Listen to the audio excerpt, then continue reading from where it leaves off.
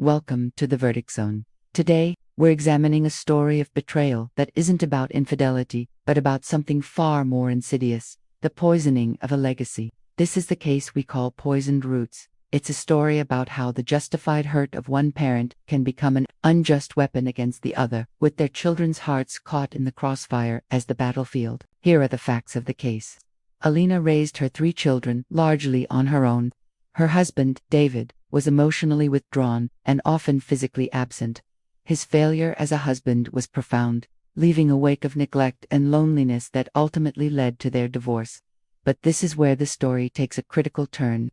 After the separation, Elena's narrative to the children began to shift. She reframed David's absence not just as a personal failing toward her, but as a fundamental and deliberate lack of love for them. In her telling, his reliable weekly phone calls, the consistent financial support, the birthdays and holidays he never missed, all of these were painted as hollow, performative gestures. They weren't acts of a father trying to stay connected. They were the empty actions of a man who didn't truly care. She would tell the children things like, "He chose his work over you," or, "If he really loved you, he would have fought harder for us." Slowly but surely, the father they knew was being replaced by a caricature, a villain constructed from a mother's pain. Over the next 15 minutes, we are going to dissect this complex and painful form of emotional manipulation, a phenomenon known as parental alienation.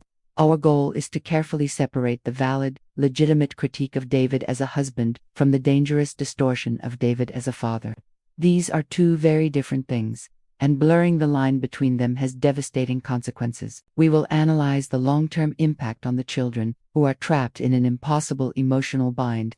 They are forced to choose between their loyalty to a loving present mother who has been their rock and own genuine affection for a father who, while flawed, has consistently shown up for them in the ways he knows how. This internal conflict creates a deep fracture in a child's sense of security and identity. They learn that love is conditional, that relationships are transactional, and that one parent's love must come at the expense of the others. To help us navigate this, we'll hear from Dr. Anya Sharma, a child psychologist who specializes in the fallout from high-conflict divorces. She will help us understand the crucial difference between a parent expressing their own personal hurt, which is valid, and actively implanting false beliefs and narratives into their children's minds.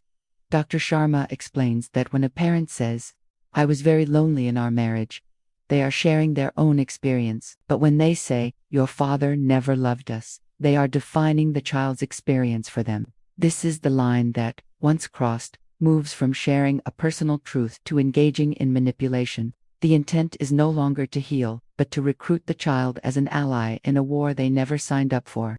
The child becomes an emotional soldier for the wounded parent. This behavior is incredibly damaging, regardless of which parent engages in it. And that brings us to a critical thought experiment we call the reversal test.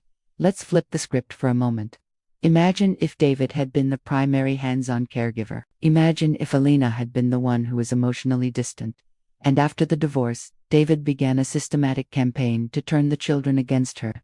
Imagine him twisting her actions, framing her as an uncaring mother, and using his position to isolate her from her children.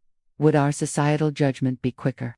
Would it be harsher? We tend to have very strong, protective instincts around the mother-child bond. The idea of a father actively trying to sever that bond often feels more overtly malicious. But why? Is the emotional damage to the child any less severe when the roles are reversed? The pain of being forced to reject a parent is just as profound, no matter the gender. This test forces us to confront our own biases and recognize that alienation is about power and control, not gender. And this leads us to the central moral judgment we must all ponder today. Does causing someone pain even profound, deserved pain grant you the moral license to rewrite their relationships with others? Where is the line between sharing your own truth and actively destroying someone else's? Can a parent's legitimate suffering ever justify using their children as instruments of revenge?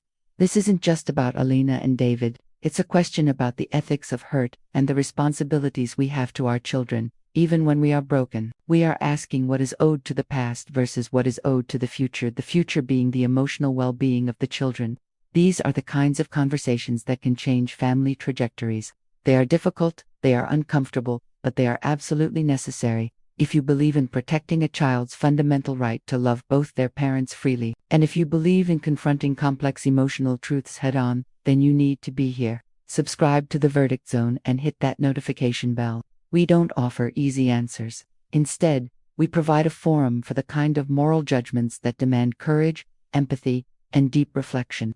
Join a community that seeks clarity, not conflict. A community that seeks healing, not revenge. Your subscription supports a space where we can tackle these vital issues together. Subscribe now.